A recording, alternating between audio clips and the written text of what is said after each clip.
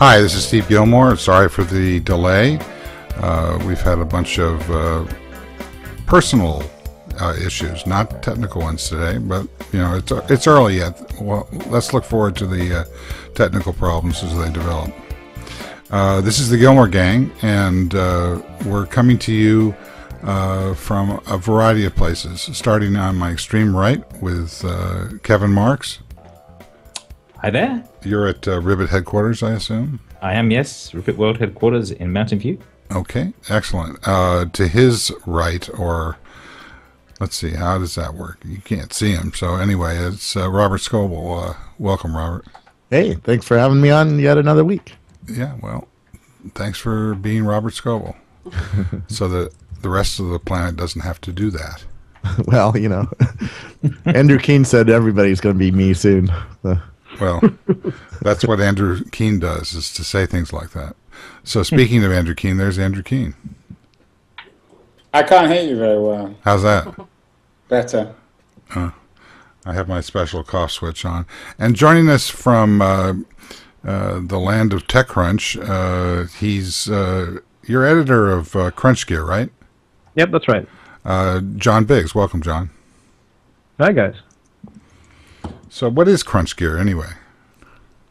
It's the site that nobody cares about, really. We're just kind of like we're just the gadget site. We do all the gadgets. We get to play with all the cool stuff. Oh yeah, what's cool? Don't tell me Android, because that's not cool. Cool right now. What do I have around here? You mean Kinect's not cool? Kinect was pretty cool. I had fun with that. It's good. It's good for the kids. But the problem is, we live in a Brooklyn house that was built in like the 20s, and like their floors are going to cave in as you jump around, especially when I jump around playing Kinect. The kids can do it, but I can't. Mm-hmm. All right, so enough of this talk about gadgets. Let's get to the important stuff. No, I'm just kidding. Not really. So let's take a higher level approach and talk about what everybody seems to be talking about right now, which Andrew, I just saw that you were just visited by the Jehovah's Witnesses, who are telling you about the latest in Kinect. Did you hear that? Yeah, Jehovah's Witness Kinect game. Now that would be interesting. Yeah. Well, you mime knocking on the door and then walking around the neighborhood. Yeah, well, I'm not going to say what I would think I would say about this. But Andrew sent me a post that he's working on for some venue far in the future, evidently far enough in the future that in the post he talks about something happening last year, which evidently happened yesterday. So I assume that means that this will be published sometime in 2011.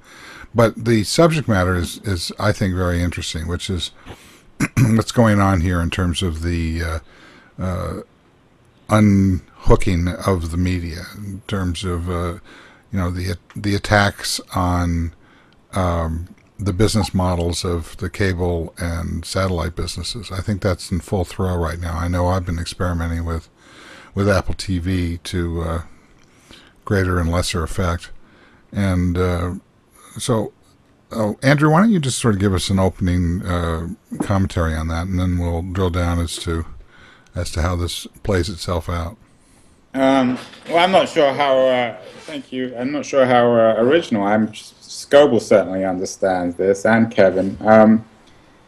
It's the shift from the ownership society of media to the access society, and the shift, obviously, to business models like Spotify and Netflix. What's particularly interesting about Netflix, in terms of the net neutrality issue, is the conflict this week between Level 3 and Comcast. And if we are indeed moving very quickly towards an access model for media, where you pay for access rather than ownership, and that access is streamed, then increasingly the issue of net neutrality and who owns the pipes and how much investment is required to access good quality video in particular, less than music. I talked to some of the technologists, and on the music side it's really not that important. But for video, the question, and there was a piece in Slate about this last month. Is the internet strong enough to withstand and maintain an access economy of video? Particularly now, where Netflix is made up of 2% of the users on the internet, but 20% of the bandwidth, the downloading bandwidth, is being consumed by Netflix users with this new model that they've just introduced, which is very successful. So it introduces a lot of pretty interesting new conflicts and issues and business models. What's good about it, from my point of view, is I think it reflects an end of piracy, or the end of the culture of piracy, where piracy is going to become less and less of an issue, and we're going to be more and more addressing the question of network management and payment and all this other stuff that's also been coming out this week in terms of network neutrality. So I don't know if that makes any sense, but it's an introduction. Well, it doesn't make any sense, but it is an introduction. Oh, you just said that. Kevin, what's your thought? Well, I think this is something that goes back and forth. 10 years ago, we were assuming everyone would stream everything, and in fact, what we found was that people were really happy to buy iPods and TiVos and things like that, so they actually had copies of the files that they could play locally. And I think that's still true. We can now fit several days worth of music in something that the size of your thumbnail that goes in your pocket. And pretty much is getting that way with video as well. So there are two countervailing things here. At the same time, the network speed is going, so it is possible to send the stuff over the network, but it's still growing slower than the storage is. So I don't think it's as clear cut as you say it is. I think people will still have local copies of stuff and play it from that as well. And in fact, the other thing is that streaming is a bit of a myth. It's basically a sort of fiction that you make up to persuade lawyers you're not making copies when you actually are. Yeah, but the internet is a myth too, because it's going from machine to machine. I mean, what's your point? The distinction between downloading a file and streaming a file is fairly spurious. That's all. Are you? It doesn't. When I watch a Netflix movie, I don't have it on my local hard drive anymore to watch it again. I have to re-click and reconnect to the internet and re-watch that movie. So it's wasteful, yeah. I think most people understand that there's a difference between having that stored on your local hard drive when you're, in an airplane. You can watch it. You can't watch a Netflix movie on an airplane. Yeah, that's what I'm saying. But you still have to transfer the whole thing. Well, we don't know that yet. So basically, you're but there is a difference, Kevin, because if you think about it, you pay, say, on a monthly basis, you pay for access for a certain amount of movies. Now, when that month ends, you no longer can access that catalog. So it's different from actually paying from a movie, say, on iTunes, which would mean that you have the right to watch that whenever you want for the rest of time, or as long as you're still alive and your computer exists. Yeah, but there are very practical differences in terms of. Yours is more of a semantic technological issue, but there are big differences from a consumer's point of view and in terms of business model. Yeah, no, it's a difference in business model. But what I'm saying is it's a weird business model in that you pay to transfer it every time you transfer it, rather than transferring it once and watching it as many times as you like. So they're using the internet very inefficiently. That's but no, hang on a second. When you say that it's efficient to watch something over and over again, I don't know that that's efficient at all. Well, it's the trade-off. It's music you listen to over and over again. Movies you tend to watch once, so that you end up with a different. I don't care where it comes from as long as I have access to it. Yeah. Yeah. I mean, kids' movies you'll watch over and over. Kids love watching stuff over and over. My son watches Thomas the Tank Engine 50 times. Yeah, exactly. You'll buy the Disney movies on Blu-ray or whatever. Yeah, and the but if you look, once they're up on Netflix, you just play them over and over and over. I pay a flat fee for Netflix. That's correct. And I really don't care that my son watches it 60 times. I mean, the other day, it's interesting. So you don't buy them from iTunes and stick them on the machine and no. Why? The other day, my daughter, my teenage daughter, she got an iPad for being a teenager from her grandfather, and she immediately started to back up or sync her to her MacBook, and I warned her that it wasn't going to work because she had about 400 or 40 megs of hard drive space free. And, so it crashed and burned. And after she listened to me for a while, she went and started to delete all these important things that she had, including a version of the movie Ghost with Whoopi Goldberg and Patrick Swayze, etc. Mm-hmm. And I said, hang on a second. And I went and I looked on Netflix, and there it was, available on streaming. So I said, get rid of it. You don't need it on the hard drive. This is just a hard drive issue. That's all it is about whether you have access to the hard drive on a local machine or in the cloud. And what they're going to get for that is going to be negotiable. And it's some of the things that are going on now with Level 3 and Netflix and on. These are negotiations for the shape of what Andrew's talking about that's happening. I think that, and it's also actually. Can I'm John? No, hang on a second. Yeah, I'm just sitting here quietly. I think what we're talking about is basically use cases. So in that case, Ghost was available forever and ever, whereas for somebody who's getting onto a plane and wants to see Ghost immediately, they're going to have to buy it a la carte, do the piracy route. So these are just use cases that we're describing, as opposed to actual. It's not even semantics anymore. We're actually speaking about ways people consume this media, and if you need to do it offline, and eventually we're never going to be offline, so we're going to be on a plane able to stream stuff anyway. This is all collapsing. Why couldn't Netflix offer a higher price fee for keeping 3 movies on your hard drive? Sure, some kind of encrypted thing, or. But I think Kevin's wrong to sort of relativize this and say that this is a debate that keeps on coming around.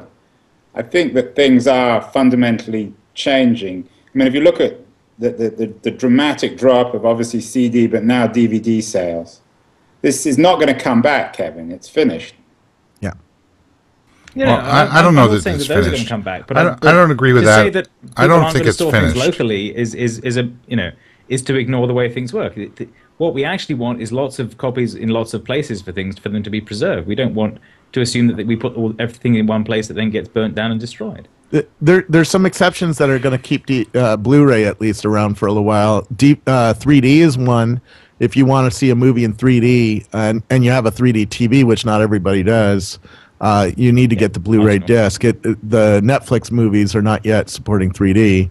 And also, if you really are a videophile and you want the best quality, seeing the Blu-ray disc is better than seeing the streaming video. But it's hard for normal people. What's that?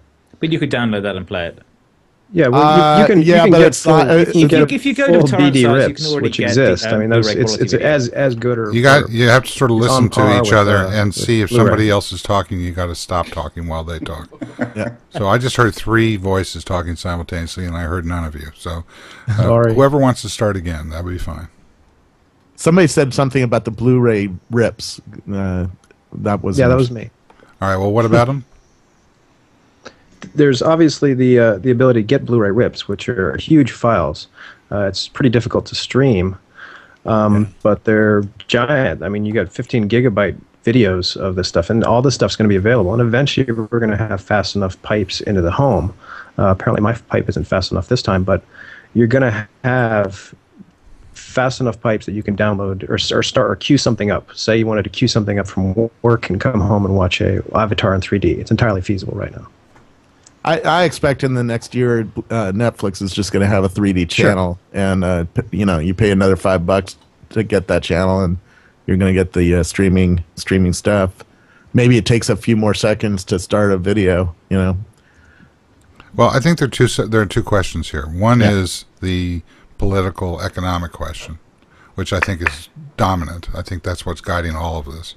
And then there's, as Kevin points out, there's the technical question, which is, I think, largely irrelevant because the difference between something that streams down and is cached on your machine for a millisecond and something that's cached for an hour or a year it's just a function of hard drive space. And already as a result of iTunes and the storage of online music, I mean, I've overrun my MacBook and whatever it is that I use as my caching mechanism, and now I'm about to go and set up a server which will become my iTunes library server.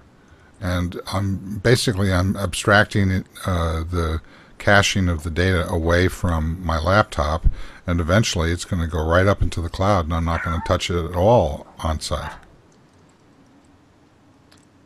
Well, this is the. I think there's a tension between local storage and stuff on the net, and we go back and forth with this as capacity grows within different media.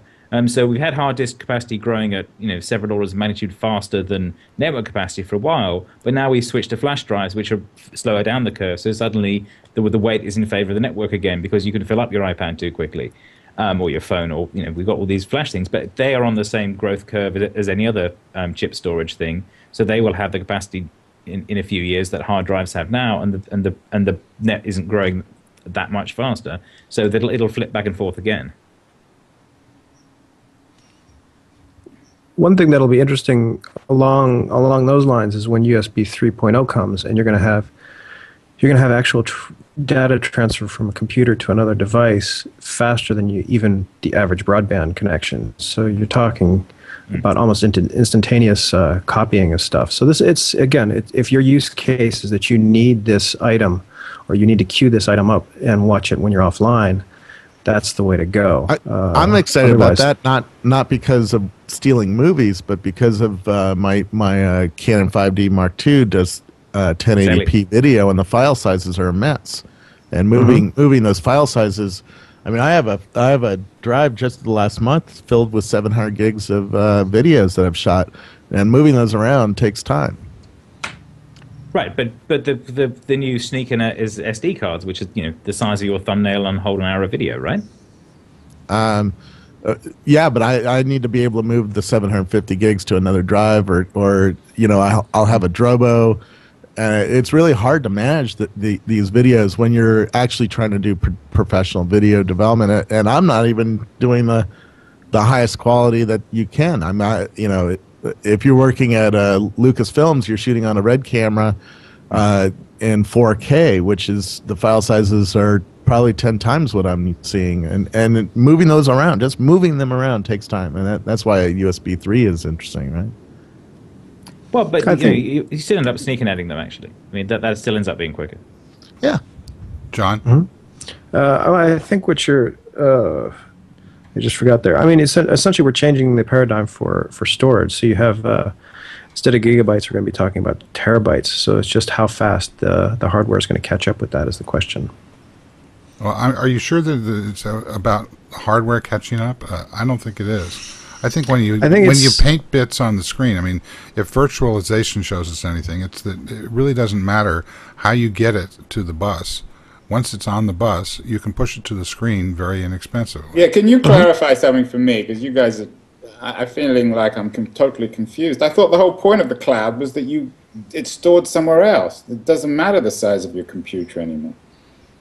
Well, that's one view of the cloud, sure, and it works for What do you mean one view? I mean, what other view is there? The original view of the cloud was the cloud is the thing that connects anything to anything else. So it doesn't matter where it is. You can move it between those two endpoints. Okay.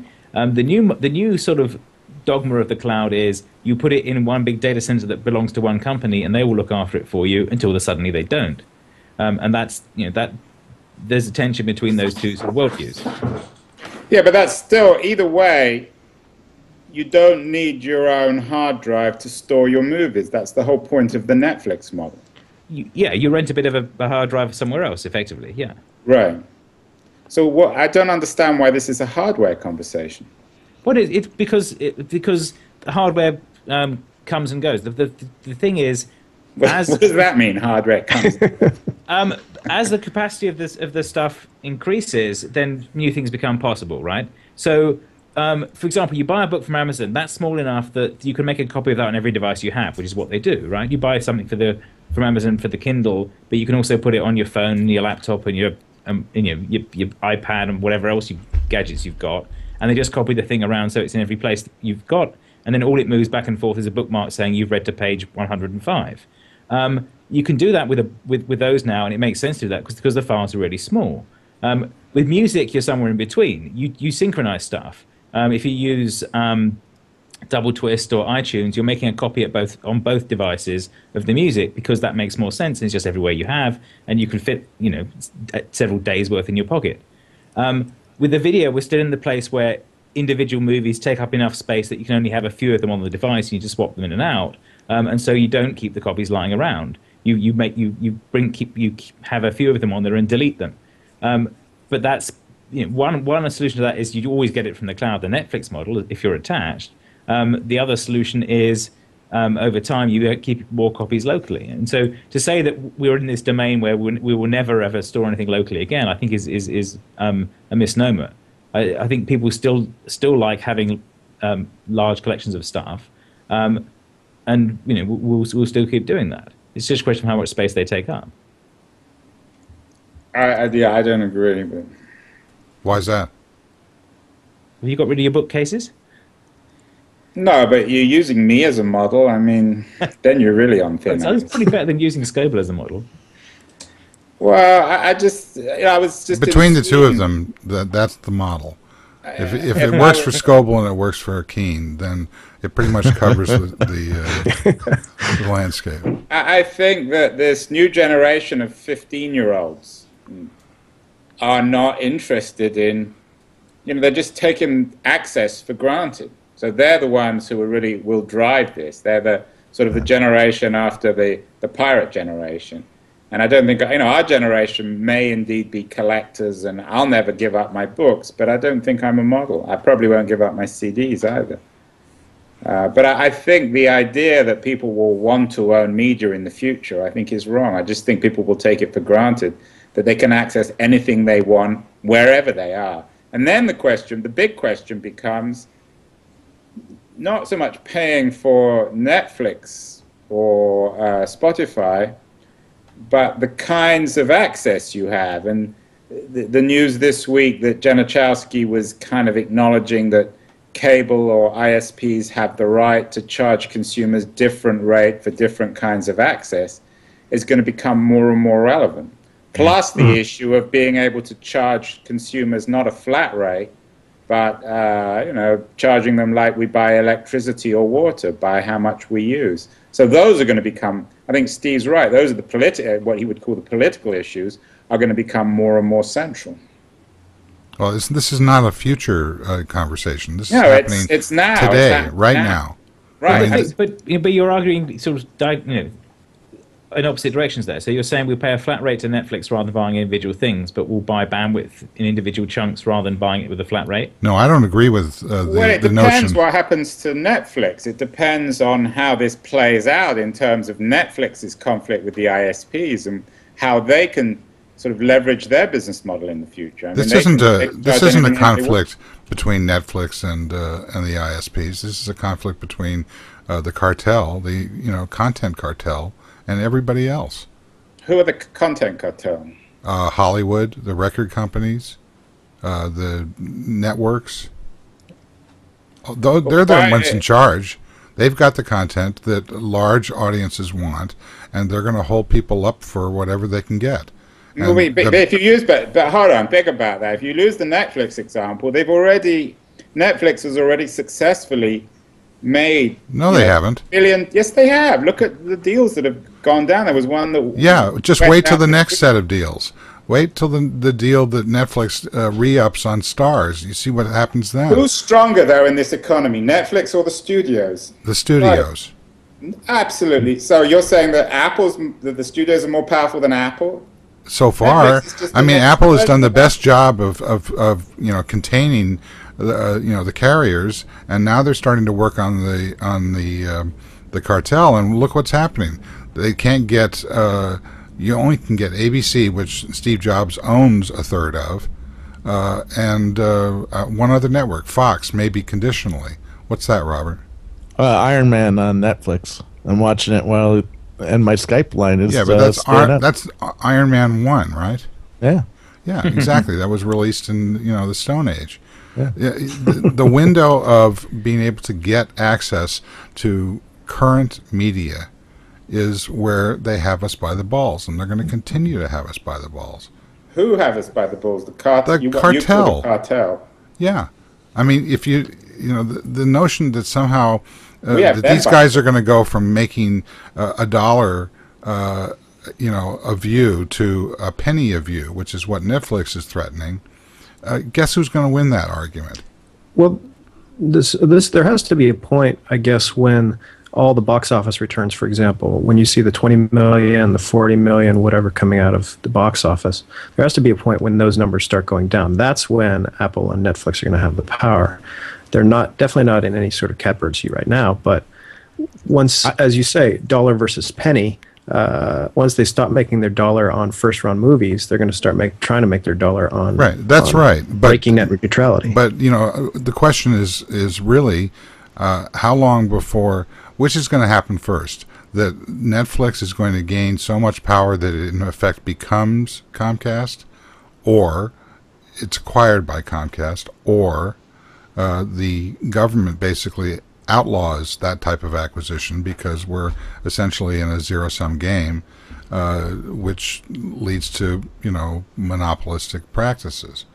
I mean, there's no magic wand. I mean, just because Netflix is outstripping their reliance on DVDs and CDs doesn't mean that they're going to be able to just scamper home scot-free and be able to actually compete directly against an economic system which is making a whole lot more money. The problem that the cartel faces is the same one that the record companies face, which is if they hold on too long and squeeze too much out of this, they're going to get clobbered by piracy and by people actually taking a look at this crap that they're serving up in the theaters and saying, we just don't need this. But that is, I wouldn't bet against Hollywood. When it comes to Friday, Andrew just popped off. They must have cut his bandwidth off.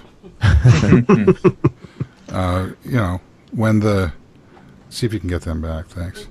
He just tried watching Netflix while on the call like Scoble and died. Scoble has a T1 coming in. I'm on Comcast and they paid their bill, I guess. We're all on Comcast because the show is on Comcast. Yeah, we're on Comcast. We don't have a choice. I'm paying, I think, $7 a month for the streaming only Netflix now. What if they charge me $50 and give me first run movies? I can see, why can't we have some negotiations with the cartel, as you say it, and pay their price? Well, I agree. I think that's what's going on. I think what Comcast is saying is to level 3, they're saying, sorry, but you're not going to take down our economic model. Now, you may be able to do better because you do have the catbird seat in terms of the usage model. But I think that Apple is going to come out smelling rosy on this end of the deal because Apple TV, for all of its inefficiencies, it's easier to use with to going to Kevin's point earlier, which is that there's really no difference between streaming and downloading, which I think is the fundamental technology issue here. I can't get anything except a couple of things streaming directly from Hollywood on Apple TV, but I can go over to the rental side of iTunes, download it, and then use AirPlay to ship it back over to the TV set. Yeah, that's a second and a half delay right now. Eventually, that's going to be normalized into just a UI that's going to work, and it'll work for all. Then we'll have an Android version of this, which will have the other half of the studios that it won't participate in with Apple, and then we'll be very close to having some sort of a unification of this stuff. So I think it's going to happen quite quickly. Well, put yourself in a Hollywood studio executive's position. The consumers are shifting, right? They don't want to buy stuff anymore. They want the idea of access. You have the infrastructure in place. So you're right to raise the issue of the music labels. The last thing they want to do is is to follow that model and basically kill themselves by avoiding suicide. What do they do? Well, the music labels have actually done really well. In that Steve Jobs gives them all the money from iTunes content sales.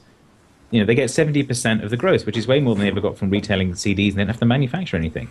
But they have no artists and the commercial fee. So but they have no artists, so their business model is dissolved. The problem is they don't have a bottleneck anymore, and the artists can go direct. That's the real challenge, and that's the thing. I mean, the Beatles are half dead, and they're doing better than the rest of the record business.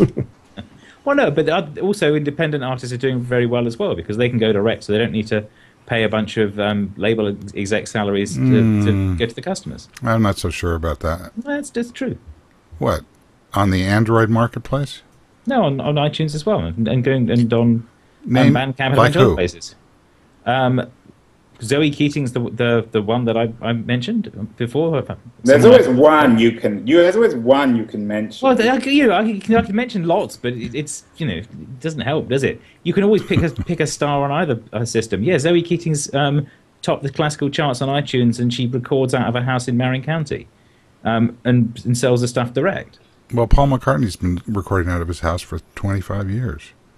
Yeah, but he bought like an entire Scottish island first. But these independent artists have the same problem as the labels. They still got to deal with a culture or a consumer culture where people want to access. So she has to deal with the same problem that Universal or EMI has. It's the difference between index. But the difference is that people want to give her money because they like her music and they don't like EMI. So. I like EMI just fine as long as they, release the Beatles, in new versions, every 5 years, so that I can, buy them again. Yeah. I disagree with the notion that there's been any credible attack on the cartel from any area. You sound like an old Leninist, even when. No, I'm telling you that I know a lot of musicians and they're not doing very well. Financially. Musicians always haven't done well. There's lots of musicians who don't do well and some who do. Yeah, now here's a musician who actually is supporting Neil Young. His newest record is amazingly good. It's, as far as I'm concerned, it's one of his top 2 or 3 records ever. And I think the last time I looked, it was number 14 on the charts. But the charts used to be like platinum. They used to sell millions of records. The charts were filled with people who were selling lots of records. The charts are not filled with people selling lots of records anymore. But I think your assumption is that either the artist or the cartel is making money, and the reality is neither of them are. No, that's not true. The charts used to be filled with a very few artists making a large number of sales. Now they're filled with a lot of artists making small numbers of sales. The ratio has shifted. We don't have a single common culture where we all listen to the same song. Yeah, I think that's naive. Anymore. I really do. The number of smaller artists, to try and define what you're saying, that are doing well enough to be able to support what they do is vanishingly small. Basically, they have to, instead of going to the record company cartel, they have to go to the venue cartel. Venue cartel is an issue, yeah, that's true. Right, so... Chris Aldrich just made a great point. It's a distribution problem. And when online has more distribution than movie theaters and other distribution, they'll have the power to get a seat at the table and negotiate some fee that we'll all pay to get our first run movies. Right now, we don't have enough distribution. I know, but that also, there's, as the father of 2 children, and having a wife who loves certain kind of movies, and I like certain kind of movies, and we like to, have the popcorn and the whole deal. The theaters have a value proposition that is not going to vanish, and it's not going to become subservient to an online experience. There will be online experiences that augment, and in some cases that completely circumvent the theater experience. But, this is why Blu-ray, which, I only have a Blu-ray because I got the Neil Young box set, and it's only on Blu-ray. I haven't used it for any other reason because it's just not valuable enough to me. What's valuable enough to me is to be able to get something on my iPhone and be able to push a button or touch a button and it pops up on my TV set. That's cool. And, that speaks to our lifestyles these days, which is trying to manage information in some way that's entertaining and informative, et cetera, et cetera. So those are the companies that are going to be successful. So, to say that we're somehow going to see this emerging revolutionary streamers record company or model, I think is naive. I think that the first thing that was said is exactly to the point, which is that the streaming, there is no difference between streaming and downloading. Downloading is, it's why RSS has diminished in terms of importance, is that it's a download. Podcasting is useful, extremely useful for a very small audience that likes to be able to go listen to this show, for example, while they're walking and getting some exercise. It's not a trivial audience. It's a really important one because some of those people are taking the time to really pay attention. Yeah. But in terms of the difference between that, the whole mechanics of downloading a file to a machine and then to another machine and syncing it and all this kind of stuff, it's not worth it. No. Yeah, no, it needs to get easier, certainly. I mean, I think... no, I think that's over. Kevin, I really do think that the idea that you're going to load something on your iPhone or on your iPad and save it there is going away really quickly. I think, Yeah, I agree. Scoble and I very rarely agree, but we're against... Me and Scoble versus Kevin Marks must be a first. Well, I mean, is your thought that this file will always be available streaming? I mean, yes. So yeah, so you're going to be on a plane. You're going to be on a plane. Yeah, I mean, it's simple to cache cache files on a plane and push them through the cabin. I mean, so what? It's just only, but still, it's just the only reason I bought Neil Young, by the way, on iTunes is I wanted the music. I wanted to listen to it over and over and over again, and I couldn't figure out some way to rent it. There wasn't a Netflix of music available in the United States. There is in and there's not even a record store of music anymore. I went and tried to find that Neil Young record at Walmart and where was it? All these open office store, whatever the thank you. Nobody had it. Maybe it was a day early or something like that. I had the same thing with this new Hendrix box set. Nobody even knows who Hendrix is, let alone what a box set is. Amazon will drop ship you it. You can. Yeah, well, the first album that I ever downloaded from iTunes, with its crappy, not near quality version, was the Neil Young record, and I've enjoyed it tremendously. And the second one was this Hendrix box set. It's like, let me think. Oh, okay, click. But think of this is what's really interesting is if you're Bezos at Amazon, what does he do? I mean, they just invested $175 million in Living Social, but they're the ones who are going to be really challenged by this new economy because people aren't going to be buying it on Amazon.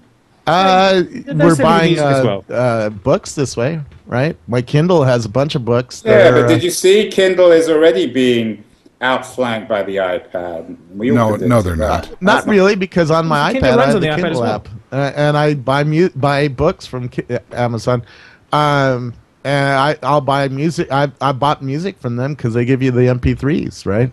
And that makes it possible. The MP3s I mean, that makes it possible to live in Kevin Marks's world where I actually have files that I store on a hard drive. Well, the ultimate dream for me as a book lover and someone who is tentatively embracing the digital is when I buy a book, I want the digital files too. I don't understand why people can't give me both.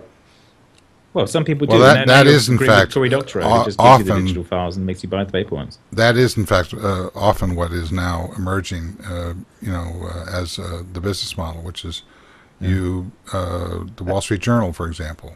You get a copy of the... go ahead, John. Just let me finish the thought. You get the paper subscription, and you automatically get access to the online or the iPad version. These things are going to become interchangeable. Go ahead, John. I was just talking to an agent, and he was a book agent, and he was probably one of the furthest from highly technical as possible. He's talking about enhanced ebooks, So you're talking about getting like a Nixon book, Nixon Land, for example, and then you get the ebook as well, which includes video, which includes audio, which includes some of the tapes. Basically, all that kind of multimedia stuff that used to try to sell on CD is now going to be a download thing.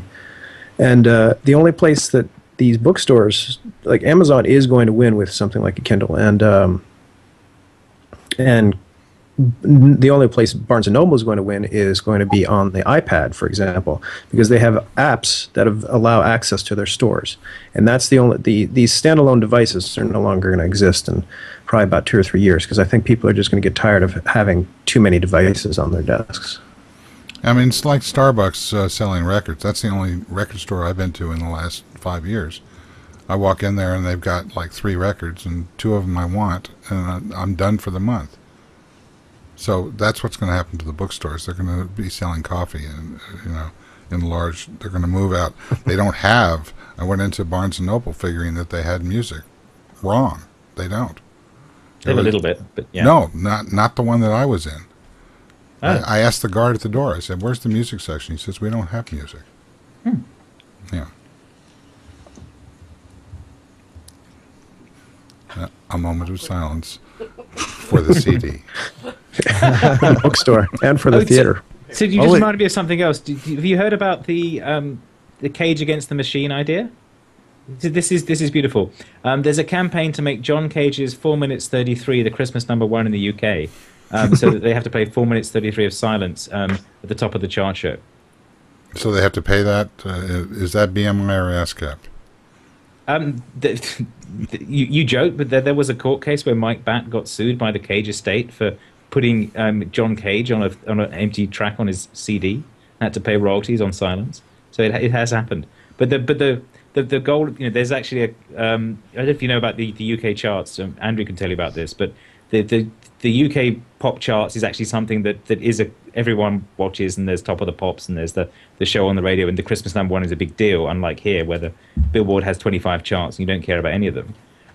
And last year, in order that's been true since 1971. No.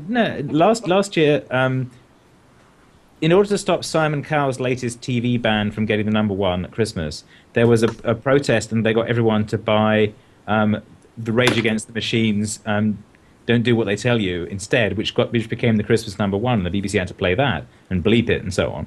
And this year, the goal is to get John Cage's 433 to #1, so that the BBC will have to play 4.5 minutes of dead air. Well, who's Simon Cowell and who's Rage Against the Machine? Okay, this is. If you search on iTunes, you might be able to find them now. Well, this Jimi Hendrix guy. I'm not into jazz, but. Yeah, you sure aren't. This Jimi Hendrix thing is unbelievable. There's even a song on when you open up the liner notes, which, as I predicted several years ago, the liner notes is what they're going to sell, not the recordings. You open up the liner notes on this Apple iTunes download, and it starts playing this song, which is not on the. It's not listed. It's not credited. It goes on for like 10 minutes. It's a great track, and I have no idea what it is. And I've been looking on the Google and haven't found out any information about it either. So anybody who's listening to this at some point in the future that knows what I'm talking about, that'd be useful information. I mean, Hendrix is doing better than just about any other current artist, as far as I'm concerned, except, of course, for Lady Gaga, who is amazing. Silence.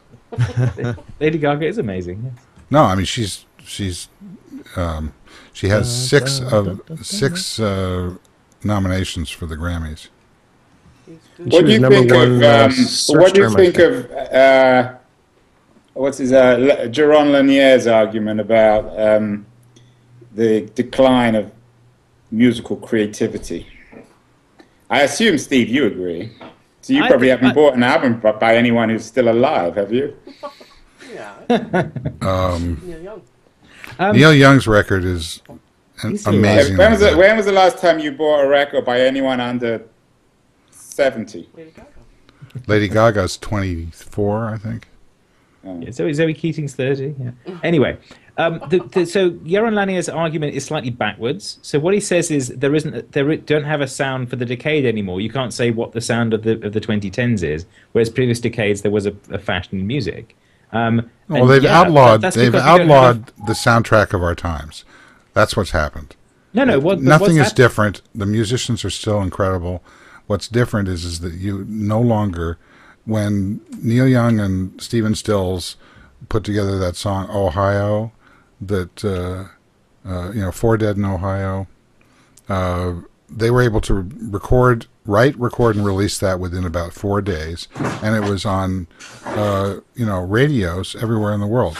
When's the last time that anybody on this call used a radio for any real length of time?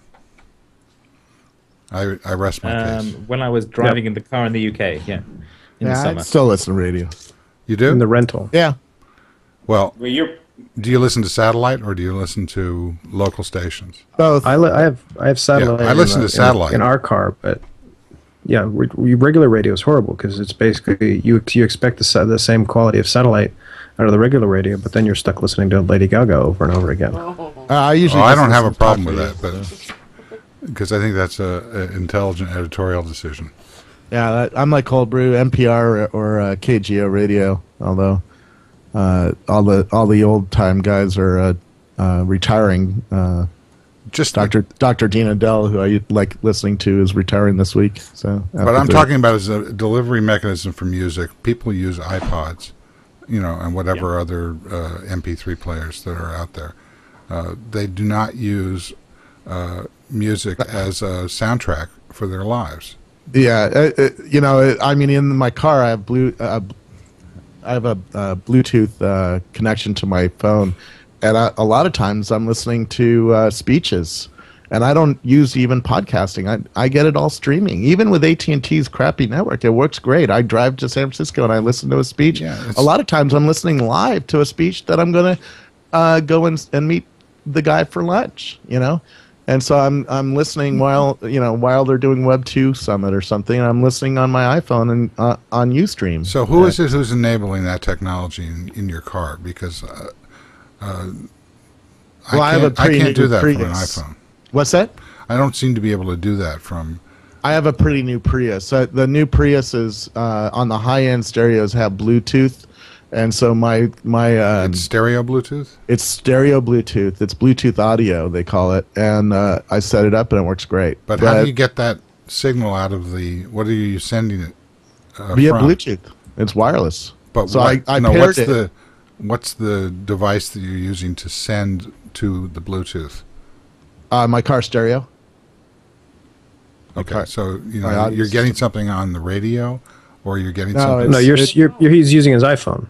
I'm using my iPhone to listen to Neil Young, and then I use Bluetooth audio. There's a special audio setup. That's what I'm trying to my Toyota Prius. My Prius has a high-end stereo in it. So wouldn't that be nice if we all had access to that particular technology, which is not just the phone, being pushed onto the speakers in the car, but actually being able to push whatever you are streaming on your device.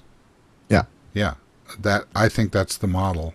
To John's question earlier, I think that's the dominant model that will be pushed out as fast as companies and the cartel can figure out how to be able to extract. In my older BMW, I just used a cord, right, that went into the aux jack, and I just plugged it into the headphone jack on my iPad or my iPhone, and it did the same thing. Right. I mean, it's kind of like AirPlay for cars. What we're really doing here is basically turning a current streaming model, which is on request, into more of a broadcast model almost. I mean, the idea is that you as a human being have an identifier, and you have a certain amount of content that you're able to stream and share and put everywhere.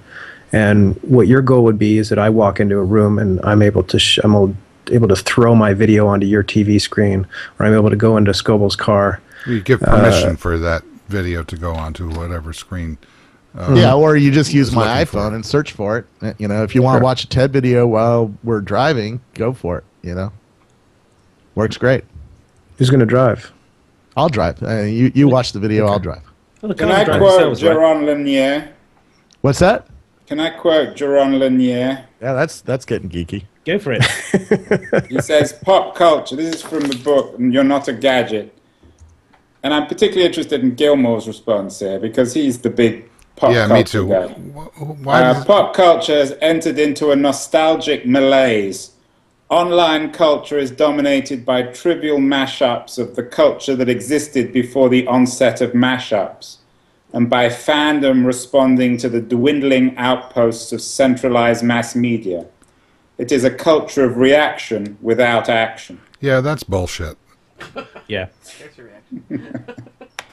So the thing I mean, is, you know, that you now have that's such access a to all of you know, it's a cultural history, straw not just man. what they chose to show you. It's a Also. straw man to suggest that there's this old media and there's this new media, and one is the golden age and the other is this trivialization based on kids, you know, stealing music. But okay, but It's let me just- ask you it's this just not seriously. the Let me real ask you world. this. Okay, let me come back to you at this.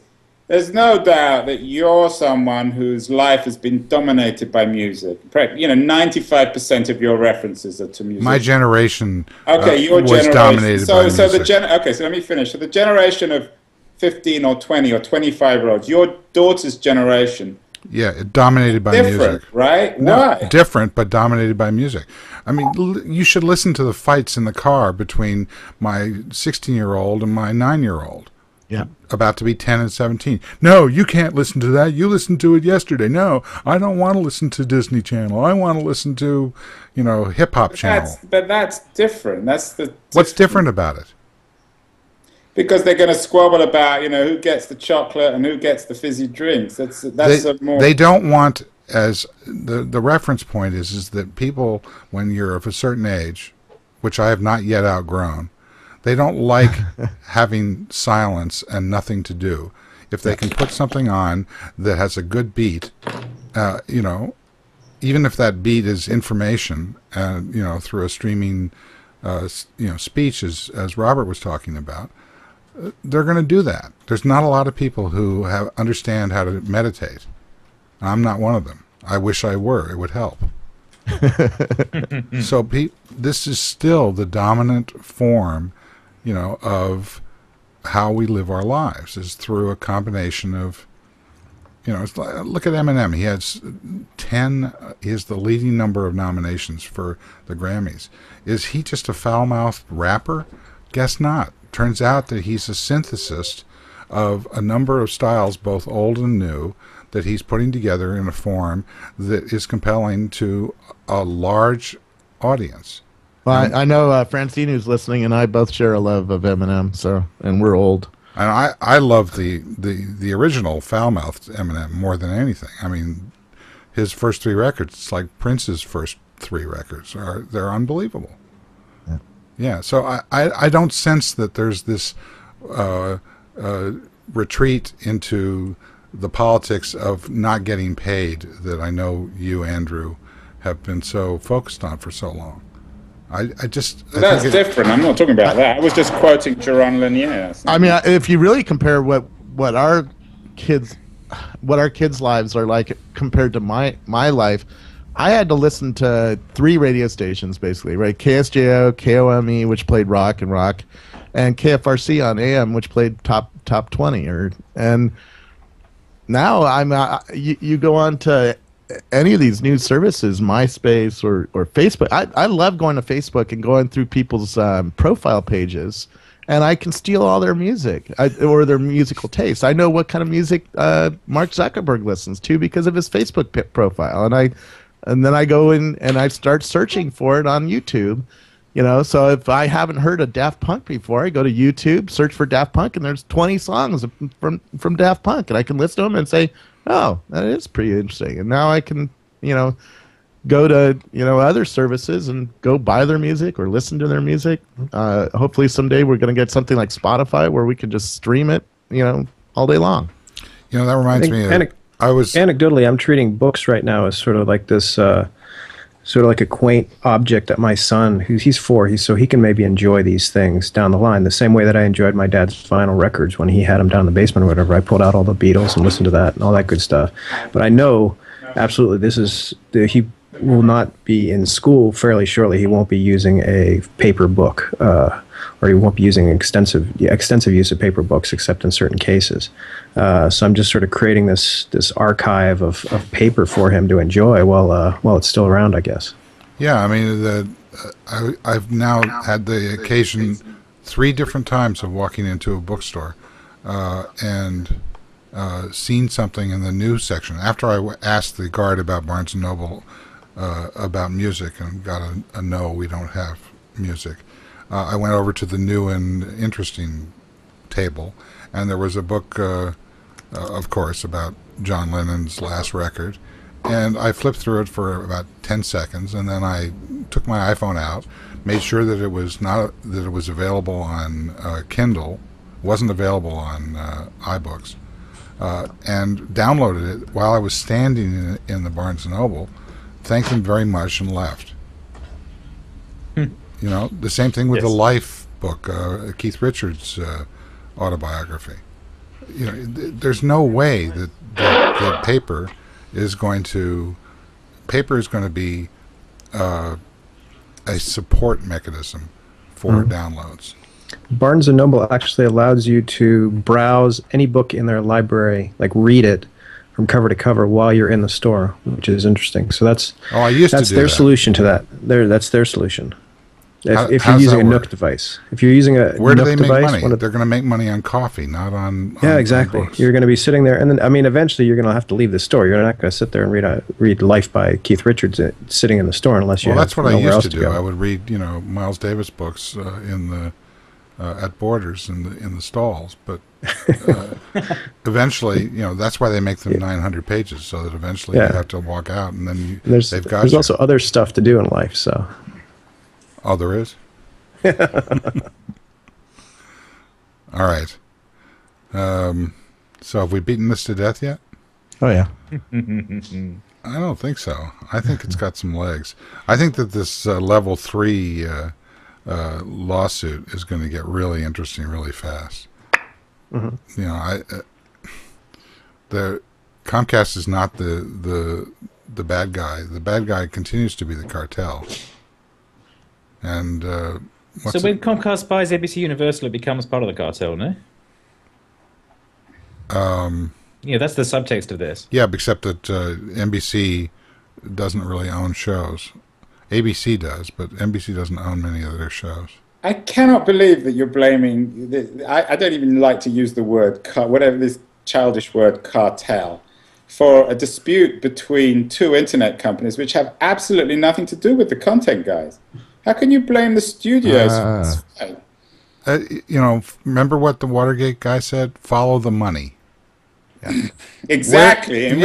So it sure as hell isn't Netflix. The level 3 in Netflix. Netflix is a great resource for taking crap off of my hard drive, as I have illustrated earlier in the show. I look it up. If it's available on streaming, I'm done. Yeah. Right? For such a banal thing, it has a market cap of $10 billion, which isn't bad. David in the chat saying he doesn't understand the level 3 story. It's, hey, Comcast brings my internet into my house. Netflix wants to rent me movies. And Comcast is like, no, you're not going to rent movies to Scoble without paying a fee to get to Scoble. That's really the story. Right. They already rent movies. Comcast rents, they have a Exactly, great on-demand service, which is why I, reluctantly went back to them. Yeah. But, if the on-demand service is available on the internet, guess who's got a problem? It's not Netflix. It's Comcast. And when Comcast has a problem, then Netflix has a problem. Because they're not going to get... I mean, already the studios are saying, okay, we're going to move the window from 28 days to 100 days. See how exciting people are when they realize that they... And this is not even for the streaming, because the streaming is 190 days or whatever it is. You can't get anything there if it's recent. Yeah. Yep. But this is the converse of the Lanier point. The point is that we now have access to the whole history. We don't have to watch the recent stuff. We don't just have to watch this year's television. We have to watch this year's movies. We can No, say, except- okay, except- I No, want to watch that's the old not season true. of this stuff. Here's I have no the other interest in side of the going to- social software thing. I want to watch what you guys are watching. And if you're all talking about, Tron's coming out in a couple weeks, you all are watching Tron. I feel go really watch The Man in the lame White if I Suits. can't watch Why it. do you, Robert? Why do you want to watch what I'm watching? Because it's conversational and we're human. We like to talk about common experience. We like to Yeah, shared that's a cultural cool experience. conversation. Sure. Hey, did you, know, see the I new wanna, thing? If you No? say Tron is Okay. cool, I want to say, yeah, I saw it too last night. I don't want to have to wait 100 days to see it. And I mean, and Robert's earlier point, I think, is extremely important, which is if there is going to be some combination of these players that are going to say, okay, how much will you spend to get it when you want it, how you want it? And it's going to cost more than it costs now, and it's going to be like a super Netflix kind of a scenario. And people are going to overwhelm the network using that service. That's why you got to pay attention to the key debate now. The key issue here is the net neutrality debate about tiered pricing and all these other issues. That's why it's so important. Well, I disagree with that as well. The notion that net neutrality is a simple argument, I think, is fallacious. Well, I'm actually opposed to net neutrality. I'm not saying I it's think simple. that you'll find that many the problem people are is, opposed to it. Netflix is going to build distribution and is going to protect that distribution by paying off, the Comcast to make sure that their business can survive, because I need to rent a movie somewhere, and Netflix is going to be it.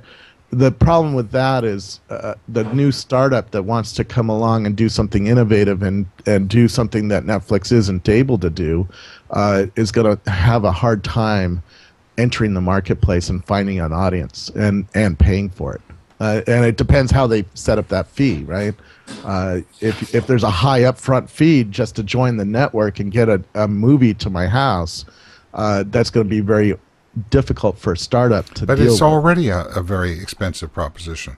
The Of most course it is. the most expensive way of getting a movie to your house is to move your house to the theater. That's what we do every Friday, right? Yeah. I mean, we can make popcorn here. Is that why? Is that enough of a deal breaker that we don't need the studio output? I mean, I don't necessarily want to have something brilliant as much as something that's funny and maybe even stupid on Friday after a long week. That But is you not also going want to to go be up away. to date. You want to see Tron on opening night. I want to see a few of these things on opening night, right? That's And not the whole market, but there's the mid-market, Yeah. the sort of mid-tail in Web 2.0 terms, is where the war is right now. Yeah. That's what's happening with Netflix. And, the studios are going, wait a minute. And they're under tremendous pressure. And that's, again, why I think that Steve Jobs is going to insert himself in the middle there and provide a very useful situation. I mean, where is the Android marketplace for content? It's on my Android. What? It's behind Apple, though. Well, It's also how behind does it Amazon. I think. Yeah, What? you Say don't that have Amazon a. is the Amazon is easiest one. exactly the right answer. Yeah, and I wouldn't touch it with a 10-foot pole. I don't want a low-quality MP3 version because it plays on all the other devices. What's the point of that? You just said you bought Neil Young on it. No, that's not low-quality MP3. That's low-quality Apple codec. They call it. What's the same thing? It's just, It's not the question same of thing. how many bits you throw at it. There's not a lot between them. I mean, the question of quality is another question of use. If you're listening to it on an MP3 player on the white earbuds, it could essentially sound like it's being played in a tin can, and you'd be fine because you're not going to notice any difference. Yeah. And then the same goes for video. I mean, the vast majority of these videos, these portable videos, are definitely going to be shown on a screen that's maybe 7 to 4 inches, sometimes on a big old iPad screen. But portable stuff is low quality, and the audio file, the whole vision of like the gold master disc CD and stuff, I think that's going the way of the dodo in that respect. Yeah, Neil Young actually is trying to bring it back, and that's why Gillmor had to buy a Blu-ray just to play the audio files, because they were recorded at a very high bit rate. Well, I remember Neil Young was the first guy to complain about CD, right? He was complaining about the compression. Right, but evidently on this new record, he's got iPad. He has an iPad app and an iPhone app. Yeah. There's something going on where people are starting to realize. I mean, the what was the name of the at the Bridge concert? There was a reunion of what's the name of the group? Buffalo Springfield. And the way they got back together, because evidently they are not exactly the greatest of pals from the old days, was through texting. Yeah. So, these guys are using the technology as part of their lives, and it's starting to have an effect. The sort of, back to monophobia of a lot of artists is starting to be more nuanced, put it that way. Yeah. And I think that's good news, because I think that we're going to start to see product. I mean, the one of the best songs at the Bridge concert was Eddie Vedder and his group, whatever their name is. Pearl Jam? Thank you. These kids today, I don't know. Yeah. But, Pearl Jam doing two songs. One they did, which is one of their songs, which was just gorgeous. I forgot the name of it. And the other one was a song off of Neil Young's record with Neil Young called Walk With Me. Fantastic version of this. There's a lot of new blood intermingling around this mixed, media model. Yeah. No, definitely. I mean, but the point is that it's actually possible to do that now. You can actually create your own music with, cheap domestic computing gear. And you can create your own videos with it too. You don't have to be renting studios or renting video studios. I don't think that's what the reason. It's great that you can use these Pro Tools. I mean, every large record act is using Pro Tools at this point. So it's not about the technology in this case. It's about the distribution, as whoever in the chat said. It's about the index. It's about the velocity and the virality of this material and how it affects us and how it's delivered to us in real time. That is what happened in the 60s, and it's starting to happen again. It's just based on a different delivery system. Speaking of that, that's a question I have for John.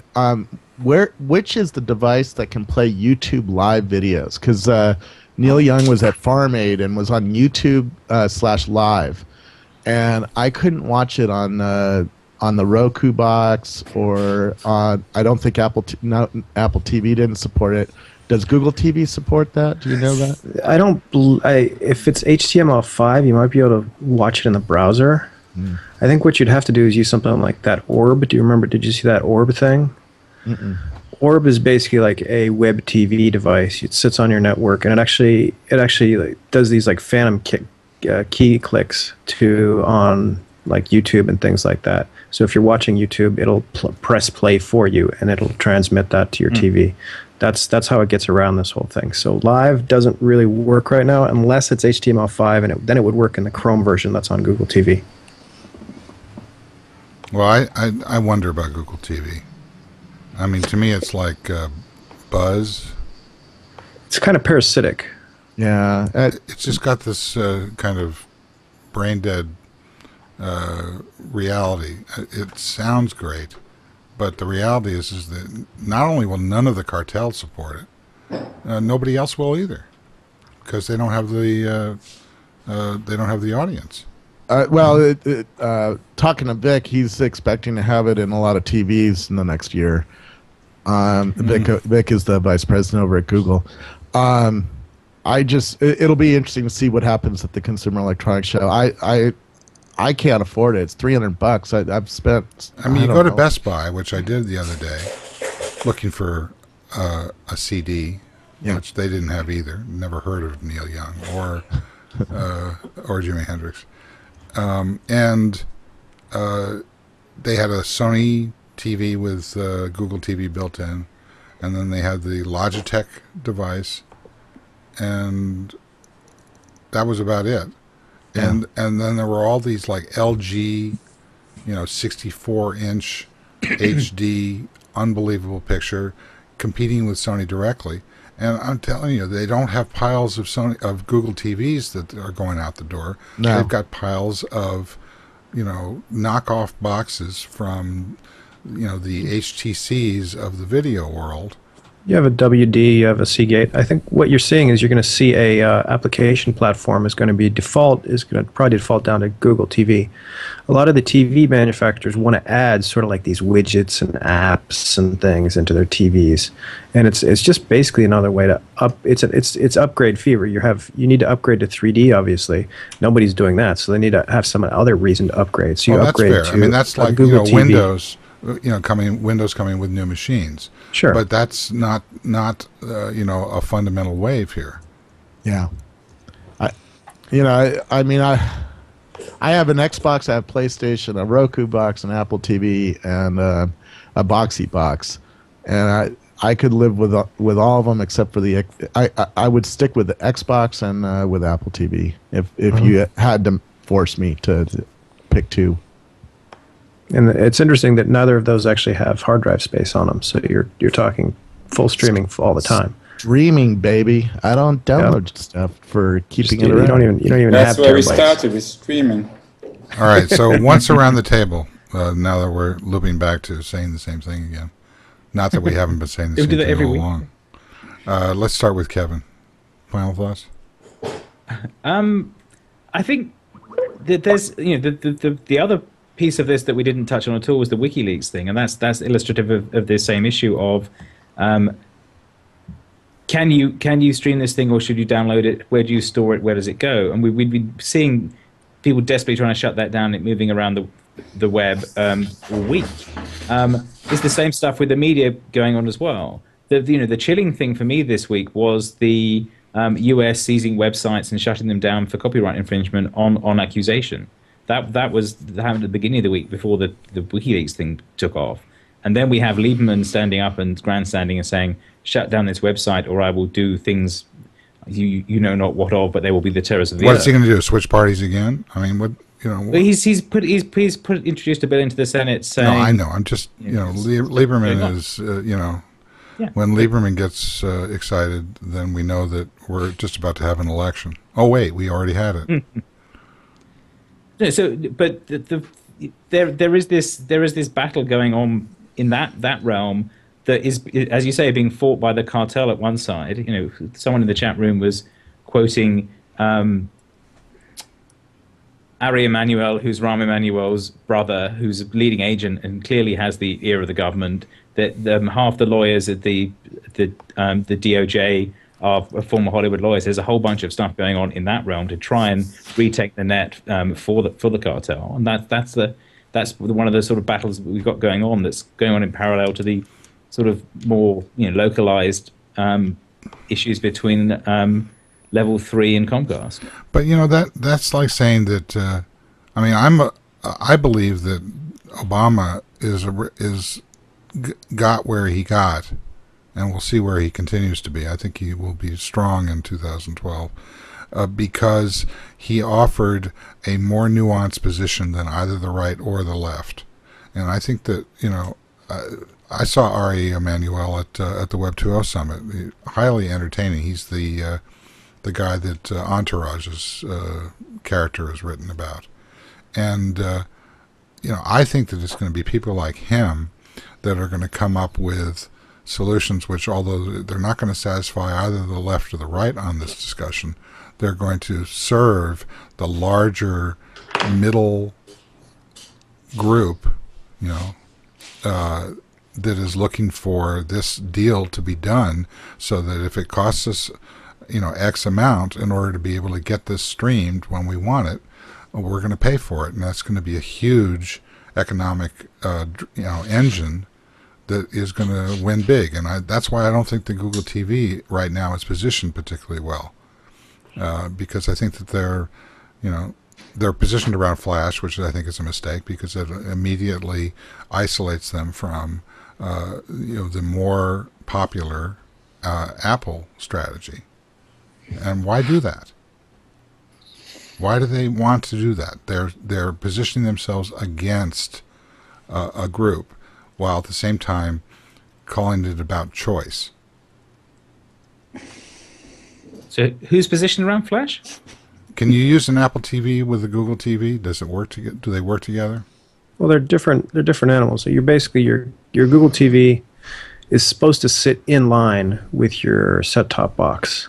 If I had a universal remote that was able to run all these different boxes, and I knew that if I spent X, X, X, and X as a bundle, where I get ABC and Fox from Apple TV, and I get whoever NBC and so from Comcast, and it's all bundled together into a universal remote where it insulates me from the vagaries of all this sort of switching nonsense. That is going to be the winner. So when I don't think that Google I think they're making a mistake in positioning themselves in opposition to Apple. That's what I'm saying. I think their goal in this case would be to be something that's almost invisible. I mean, the Google TV interface floats over regular TV and appears and disappears at will. And the stuff that Apple TV already does and all these other boxes do, that stuff's actually hidden. You can barely even get to it. Like, for example, playing videos off of your home network. That's almost impossible to do. Netflix is sort of an app. It exists as an app, but this is more of a parasitic system that allows Google to to see what you're watching at any one time, which is very important for advertising. You could feasibly inject your advertising down the Google stream, so you could have a little picture-in-picture advertisement, that sort of thing. So it's almost invisible until it isn't invisible. And once it isn't invisible, then you see a lot of the limitations that a lot of people have been talking about. Okay, but Francine Hardaway tweeted a couple of weeks ago that she was sitting there watching this show on a 56-inch TV. At that moment, I said, how is she doing that? And she didn't say that. That's when I went and I actually looked at an Apple TV thing, and I bought it within 10 minutes of that, because I understood that for all the things that it doesn't do, it supports YouTube. And this show is available on YouTube, so it comes right out onto that. So essentially, Apple TV provides me whatever joy you get out of the Apple version of trying to put the squeeze on the cartel, plus what Google is doing through YouTube. But that's until YouTube shuts down your YouTube channel. Oh, you think that they're going to do that? They're probably not going to do it to you, but they do it to plenty of people. What are you talking about? It happens. I just wrote about it today. It's been happening. We almost got shut down out of YouTube recently. I mean, you're talking about another cartel, really. It's another channel. The idea, this gets into the open discussion. There are always going to be economic powerhouses. What's dangerous is only one. When Microsoft was dominant, the biggest problem with Microsoft was there was no competition. It's wonderful that Google is competing with Apple. But once you get to the next stage of this, which is what Andrew is talking about, which is when a Netflix comes along and says, we can actually make a bet on this, and we can save money and make more money by junking these stupid DVDs because nobody's using them anyway. So they do a price increase on the one hand to underline the fact that, oh, you mean I got to pay more for that, or we'll just flip you over to streaming. Can I go? What? Can I go next? Because I got to go. Yeah. Can we give up this term cartel? No. So archaic. It makes you sound like you're about 140 years old. I'm not afraid of being 100. I would love to get to be 140. They are archaic. That's the point. The word is they have a sort of medieval guild model of the world. Who? Me or Gillmor? You're trying to slime me with their strategy. I'm just observing. They You are a have to cartel. sound They like are a cartel. There'll always be a cartel, even when there's one left and they're going bankrupt. I think that's your... No, I don't agree with Why that. don't we have it? Let me suggest we have, the next time we do this, we have a show What about is- the word cartel. I will argue that it's not a cartel. Andrew, you know, as this degenerated into the same thing. Last time you wanted to get Scoble on your show, and you got him, and it was evidently a great show. So you can have on Keen on Cartel. This show will use it freely. You stick to the term. You still believe there is this evil cartel. I didn't say evil. I said... Well, but cartel has the... If I thought they were evil, I wouldn't say it publicly.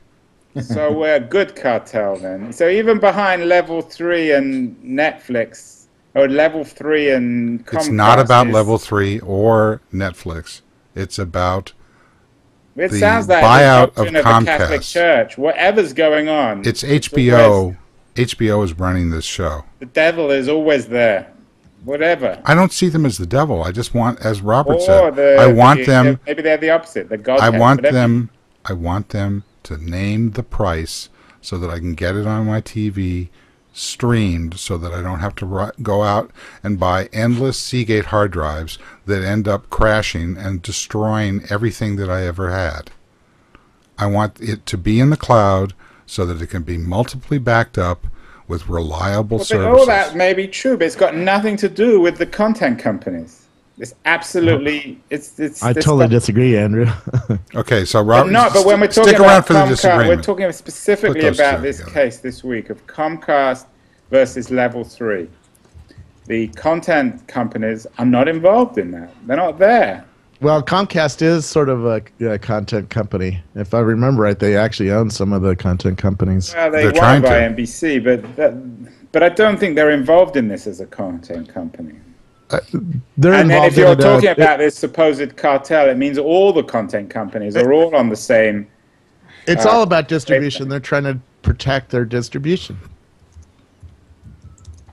and their monopoly over the wire that comes into my house. You know when the Major League Baseball calls the championship game the World Series, do you really think it's about The world. the best players in the world?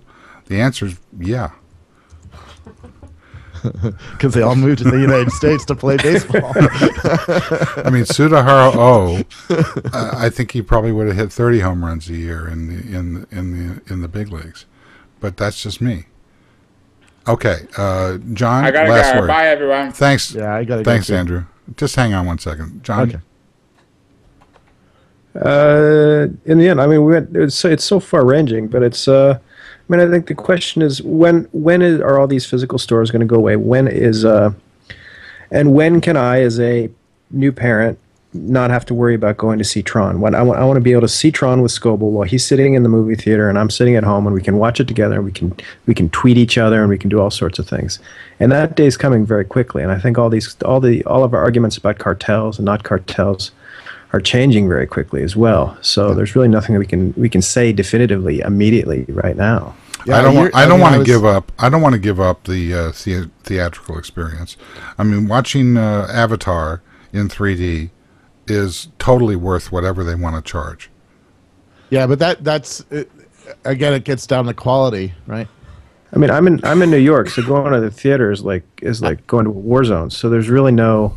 Avatar 3D phones. was done on an IMAX projector, a very expensive projector, probably using 4K video, if not big ass pieces of film this big, like IMAX usually does. That's the technical term, right? Big ass. Yeah, big ass pieces of film this big. It sounds great, but you guys are in California, and whenever I go home to my parents in Columbus, it's actually really pleasant to go to the movie theater. Well, I was born in But we New haven't York, had a pleasant experience in a I feel movie your theater pain. in years here.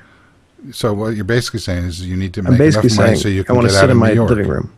Yeah, I want to sit in my living room because it's just easier. I don't want to leave two the house. kids. I have two babies, and I'm not gonna, getting babysitter. That's absurd. You make a living writing about all these portable objects, and you're telling me that you don't want to go anywhere? That's nonsense. Oh, I do. I'll be at the Tron opening night. And I travel a lot, so I don't. But then I watch movies in the hotel. There you go. And if you can get airplay in your hotel room, you're going to be a happy cowboy. Yeah, very much. Okay. Kevin, did you wrap up? Yeah. Okay. I went first. This is Steve Gillmor, and this has been the Gillmor Gang. I want to thank Rackspace and particularly Rob Legess for making this show possible once more. I want to thank NewTek and their incredible TriCaster for making this a video show. I want to thank Andrew Keene. I have to thank him. I want to thank John Biggs. It was great to have you on the show. I hope you'll come again soon. Sure, thanks. And the infamous Robert Scoble and the illustrious Kevin Marks. I want to thank everybody who showed up, and especially those who didn't. We'll see you again next time. Bye-bye.